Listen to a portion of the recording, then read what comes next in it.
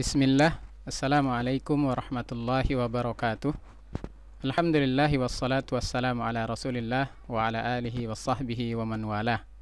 Siswa kelas 10 teknik otomotif yang semoga dirahmati Allah, materi pelajaran kita kali ini adalah mengevaluasi kerja baterai. Materi ini adalah materi terakhir kita untuk mata pelajaran TDO di kelas 10. Materi ini sangat penting untuk kalian fahami dan kuasai, karena materi ini sangat berkaitan dengan materi di kelas 11 dan kelas 12, terutama pada pelajaran kelistrikan. Silahkan disimak dan semoga bermanfaat.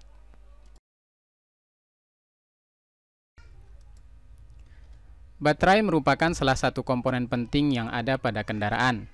Tanpa adanya baterai, tentu beban-beban kelistrikan tidak akan berfungsi atau menyala.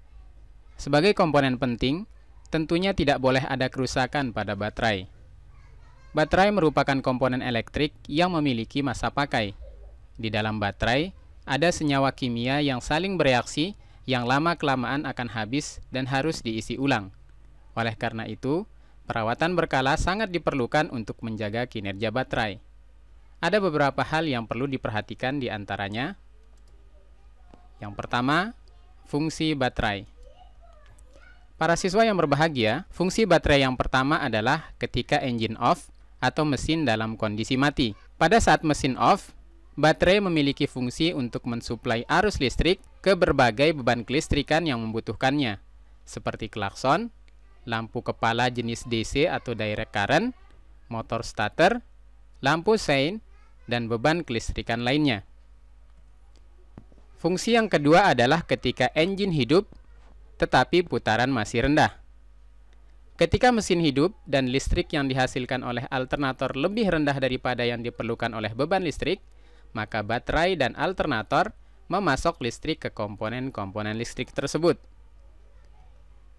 Kemudian fungsi yang ketiga adalah ketika engine on atau mesin berputar dan putarannya semakin tinggi. Pada saat ini, listrik yang dihasilkan oleh alternator lebih tinggi daripada yang diperlukan oleh beban listrik, maka alternator menyuplai kebutuhan listrik mereka, sekaligus mengisi atau mengecas baterai.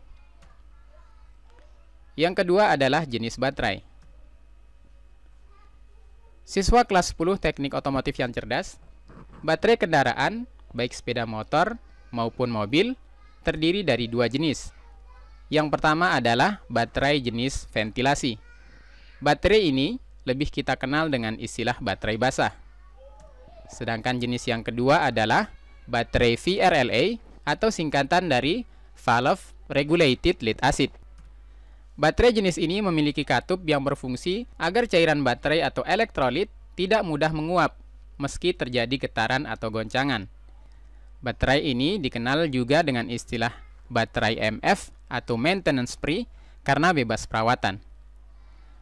Di samping itu, penamaan baterai ini juga kita kenal dengan istilah baterai kering.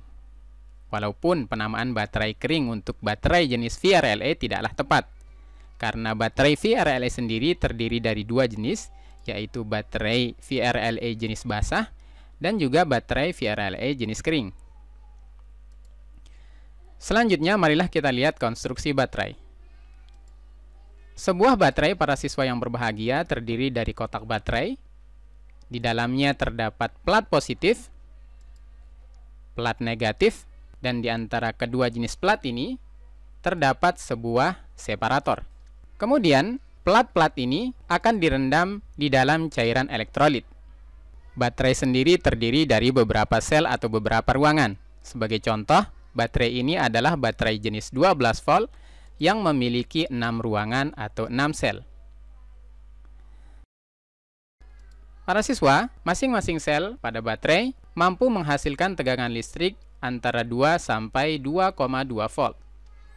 Kemudian, masing-masing sel akan dirangkai secara seri. Kemudian di ujung masing-masing plat, yaitu plat positif dan plat negatif, akan menjadi terminal positif, sedangkan yang satunya akan menjadi terminal negatif. Kemudian, masing-masing sel pada baterai akan ditutup dengan sebuah tutup baterai. Nah, para siswa, demikianlah konstruksi baterai secara umum. Sekarang marilah kita lihat penjelasan masing-masing bagian dari baterai ini. Yang pertama adalah kotak baterai. Kotak baterai berfungsi menampung elemen-elemen baterai dan cairan baterai atau elektrolit. Pada kotak baterai terdapat tanda upper level dan lower level sebagai indikator jumlah elektrolit. Ketika melakukan pengisian cairan baterai, sangat dianjurkan untuk mengisi di antara dua tanda ini. Para siswa yang berbahagia, pada kotak baterai terdapat lubang pada masing-masing sel untuk mengisi cairan baterai dan ditutup oleh tutup baterai. Kemudian pada kotak baterai tertera data spesifikasi kemampuan dari baterai itu sendiri, baik yang berkaitan dengan tegangan, kuat arus yang dihasilkan, maupun spesifikasi-spesifikasi lainnya. Bagian selanjutnya dari baterai adalah tutup baterai. Para siswa, tutup baterai berfungsi menutup lubang pengisian elektrolit baterai. Tutup baterai sendiri terdiri dari gasket atau sil karet, ulir, dan sebuah lubang ventilasi yang berfungsi untuk mengeluarkan gas hidrogen yang terbentuk saat proses pengisian, sehingga gas tersebut tidak berada di dalam baterai. Karena bila gas hidrogen tidak dikeluarkan, maka dapat berakibat baterai meledak. Selanjutnya, plat baterai. Sebuah baterai pada masing-masing selnya terdiri dari plat positif dan plat negatif, dengan sebuah separator sebagai pemisahnya. Plat baterai sendiri terbuat dari timbal oksida atau PbO2, sedangkan plat negatif terbuat dari timbal murni, dan di antara kedua plat ini terdapat sebuah separator. Perlu kalian ketahui para siswa sekalian bahwasanya setiap sel pada sebuah baterai tidak hanya terdiri dari satu plat positif, satu plat negatif, dan satu buah separator. Namun bisa jadi sebuah sel pada baterai terdiri dari beberapa plat positif, beberapa plat negatif, dan beberapa separator tergantung dari kapasitas baterai tersebut.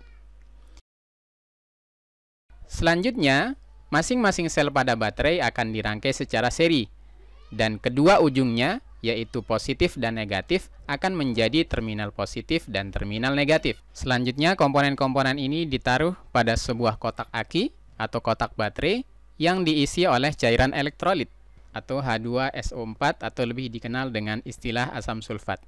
Nah, para siswa sekalian, reaksi kimia antara plat baterai dan cairan elektrolit yaitu asam sulfat atau H2SO4 akan menghasilkan listrik. Selanjutnya, marilah kita lihat cairan elektrolit pada sebuah baterai. Elektrolit baterai adalah merupakan campuran antara air suling H2O dan asam sulfat dengan komposisi sebagai berikut. Air suling dengan jumlah 64%, sedangkan asam sulfatnya 36%, yang mana campuran antara air suling dan asam sulfat ini akan menghasilkan elektrolit yang kita gunakan untuk mengisi sel-sel baterai.